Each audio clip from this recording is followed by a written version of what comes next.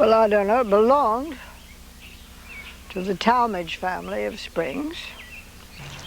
And the barn had one horse in it and one cow, I believe. So I dug out the manure from the stalls and made a vegetable garden here. Then we added a small kitchen wing. And as soon as this was done, we decided to be a wonderful guest house. And everyone else did too.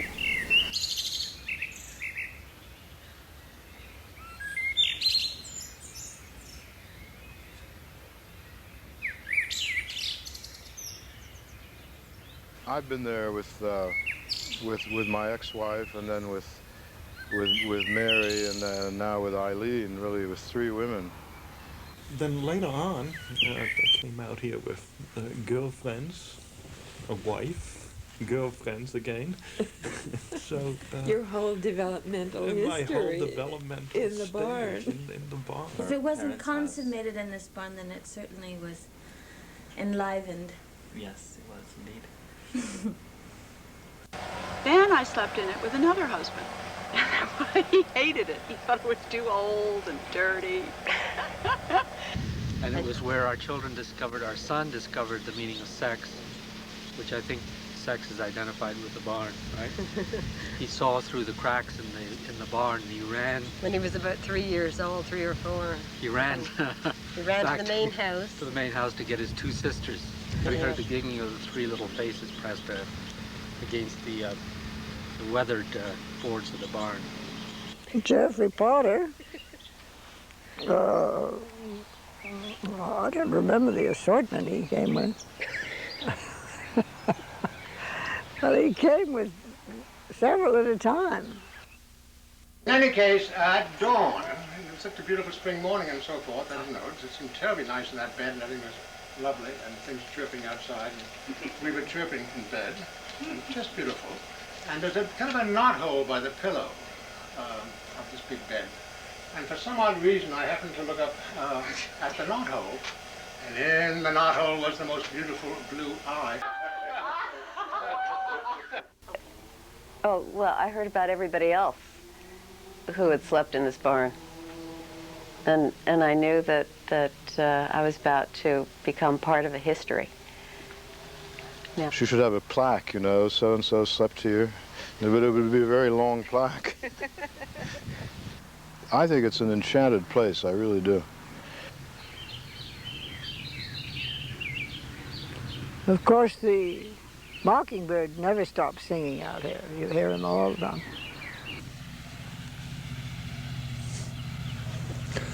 Summer of '71, I spent in this palatial surroundings. I'm going to cry when I think about it. It was fantastic summer. I used the barn for a studio and I rented Barbara's big house for the rock and roll parties. And this, I remember, was the first summer I worked with beeswax, and the bumblebees would come and help themselves to my wax when I was making the sculpture. And I thought, there's nothing better than this. Don't take me to Italy anymore. Just leave me in Barbara Hale's barn.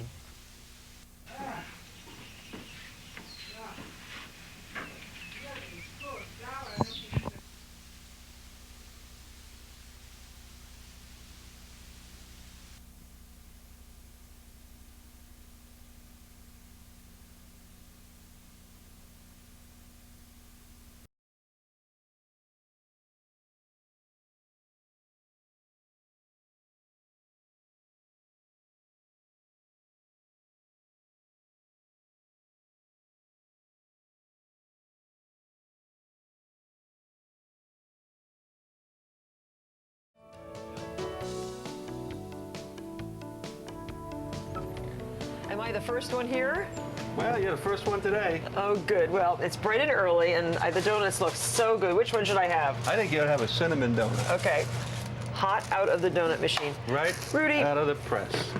Was your father the one who started the donuts? Yes, around 1950. 1950. Right. And his name was also Rudy. His name was Rudy, and my son's name is Rudy, and he's still here. I have never asked you where the name Dreesen's comes from. Well, originally Mr. Dreesen opened this in 1920, and we took it over in 1944. Did he make donuts? No, he didn't make donuts. He didn't make donuts. It was your dad's idea. Rudy DeSanti Sr. Senior, right. These are cake donuts, right? These are cake donuts. We're selling them all over the country now. You are? Yep. On a Saturday, I know the line is all throughout the store. Everybody's right reading their store. newspapers. Right. And if you don't get here at 7 a.m., right as the doors open, you really do sometimes find yourself waiting for a long time. Well, everyone loves looking at the donut machine. It's kind of mesmerizing. Rudy won't give us his recipe, but these donuts are so light and airy.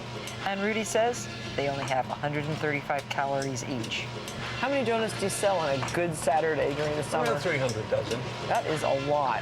Why don't you show us how you get the sugar to stick on the donuts, because I think people would really enjoy that. We use this very expensive method of putting them in a bucket and then just shaking them, huh? And shaking them gently, because we don't want to break them. You know, they're very delicate. And there you have beautiful give me white one of those donuts. too. There I'll you taste go. that. So these are the powdered sugar variety, the powdered. cinnamon and sugar variety, and the plain variety. Plain, right. Here, put up another plain one here. So what are the best sellers? I think the white one sells best. The white one's the best? Yeah. Test of a really good donut is if it tastes really good plain. They're so good plain. They're very good, really excellent. So I thought I was the only one here. Who are those guys? Ah, they're my regular boys Yeah, early morning. on the way to school.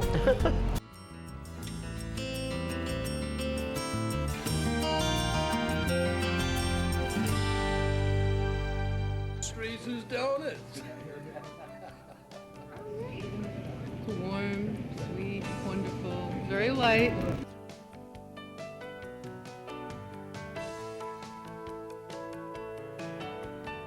Donuts, I love donuts. It tastes good. Good. And they're fresh. Right off the press. Right off the press is right. Terrific. None better.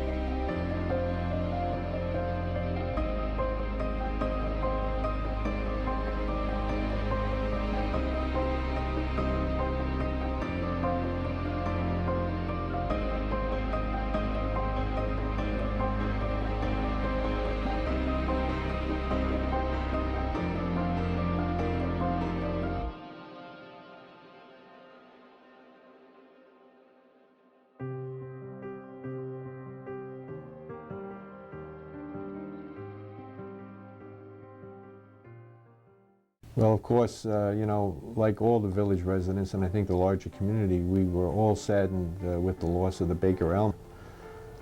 It's been said, and I have to agree, that it's like we lost a member of our extended, if not nuclear, family. It's like losing a loved one.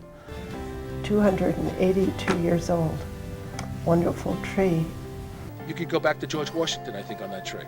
It's 287 years old, so right. I mean, you know, there's the whole history of East Hampton is in that tree. There's a lot of people out there that don't have the true concept of what the reasons are for taking down a tree like that, and the fact that if we were to take that down, it basically becomes a breeding habitat for the beetles to then feed and then go and attack the other elms, and we would have easily lost a lot more. At first, they thought they had to throw the whole tree out, and then we talked to Dr. Snipes, who's the expert that came up from Virginia, and he said that it's not necessary to destroy the whole tree and grind it all up. You peel the bark off, and it's good to be used. I had 2 dump truck loads in my dump truck that were branches, and we sliced all of them up for pieces of furniture, and we just kind of cut into sizes that we think we can use later on. See these rings here? You can see the growth rings. So follow that ring around, you'd have a thing about like that. So my guess is the center slab of the tree was right here, would be a 4-inch thick slab we cut out of the center, and then this piece was right on there. This piece was probably started off at about 2 inches thick, just under 2 inches, and then we planed it down. And bore through. So they're almost like termites in the way they burrow? Yes. Yeah, except they're beetles, so they move, they can fly. That whole this channel right there. Yeah, this channel right here, it's got shown. So they colonize throughout the bark of the tree, and then when they get ready, they move. They'll move from tree to tree, and that's why the trees have to come down when they get so diseased, because otherwise they'll spread the disease from one tree to another, and you lose, instead of losing one tree, you could lose 10 or 20 trees,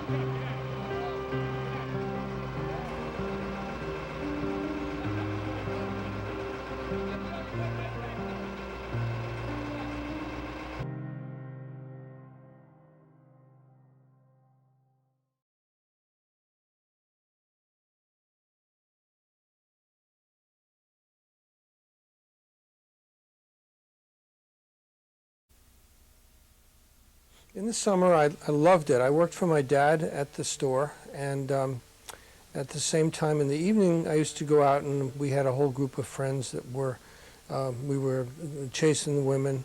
There was a hotel open called the Montauk Manor, which was essentially like a Catskill hotel, and there were about 40 girls there, teenagers, who were staying in a kind of dormitory situation, and were waitresses at the hotel, and worked at the pool as lifeguards, and so that was sort of the center of our social life at that time. In high school, I had taken a course in journalism, which I hated, and at that time they explained to me that you wrote the stories as truth, and you told it like it is on the front page and on the interior pages, but then when you get to the editorial pages where you would have your opinions. And I thought this was just a lot of baloney, because I thought reporters were just like anybody else, and that they would not be able to contain their opinions on the front pages, and for them to say that they were doing that was dishonest, because they couldn't do it. When I got to college, I worked on the daily paper there. I went to the University of Rochester as an undergraduate, and I wound up working for the humor magazine there. And then finally, in my junior year, I came to edit it. It was between my sophomore and junior year that I decided that it would be a great idea to start a newspaper. In Montauk at the time, the only newspaper that was distributed out there was the East Hampton Star, which was a local weekly from the neighboring town. And I knew that we sold about 60 copies in our store, and there was only one other store, Martell's, and they were not as big as our store. So if there were 100 copies of this newspaper sold in all of Montauk at that time, it would have been a lot. Meantime, with 40 motels with about an average of about 80 rooms in them, you had about over 3,000 people looking for places to go, and recreational opportunities, and where can we come to eat. And a lot of them would come in the store. One of the things I remember dearly, because it was so funny at the time, the Montauk Highway goes all the way past Montauk and out to the Montauk Lighthouse, at which point it loops around and then you're heading back in the other direction. There is a parking lot out there, and of course there's a lighthouse out there, but I remember one day a man coming into the store asking, how far is it to the Montauk Lighthouse? And we told him it was about 6 miles. And about 20 minutes later he was back and he said, how much further is it? The only way to get a newspaper into the hands of the people in the motel so that they could use the facilities that they wanted to in Montauk was to give the paper away free, probably in the rooms or in the lobbies of these different motels, and I could distribute that myself. I set up a situation where I could sell about 24 ads, and for the summer, which would be 5 issues in 10 weeks. I was going to come out every other week. I did my marketing, and I found out that if I printed 5,000, it would be pretty much everybody who was staying there. And I would print 8 pages, and I knew what the costs were. And when the end of the day came, if I deducted my printing costs and the cost of gasoline and a few minor things, I was taking home more money than I would by working in my dad's stores.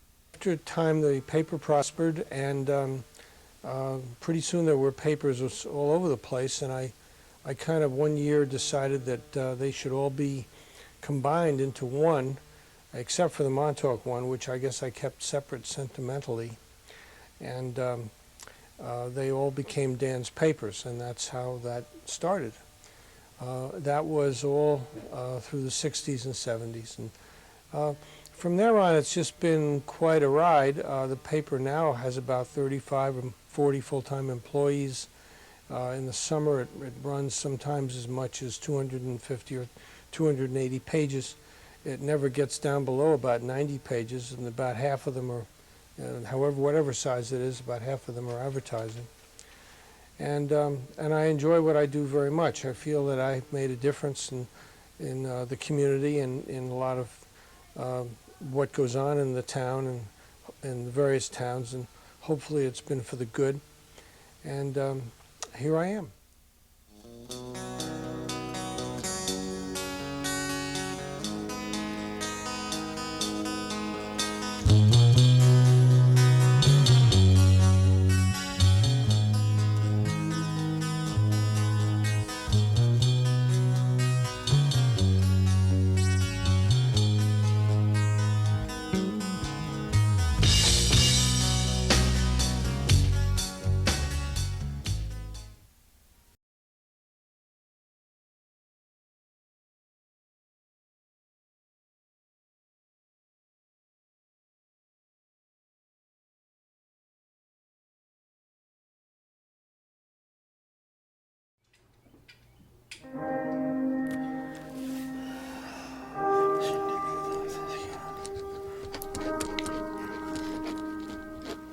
I lived in a family, I suppose, that didn't gossip, among other things.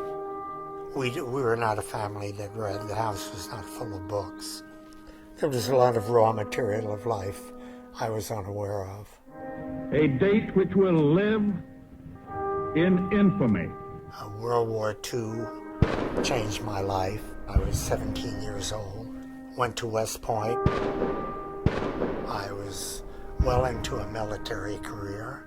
I was 32 years old. I was married, had 2 small children, and decided to change my life and become a writer. I decided to write or perish. It was like starting life from scratch.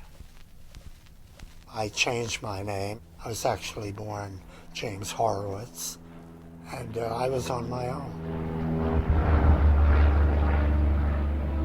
And when you take off completely alone, that first time, it's unforgettable.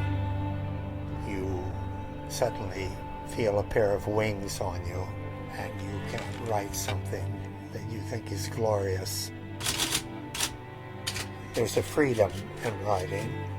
I admire myself more on the page than I do in reality. I didn't want to become too masculine a writer because my life had been masculine.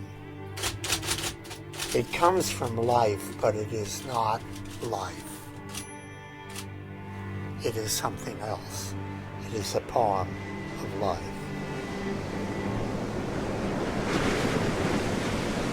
There comes a time in life when you realize that everything is a dream. Only those things that have been written down have any possibility of being real. That's all that exists in the end, what's been written down.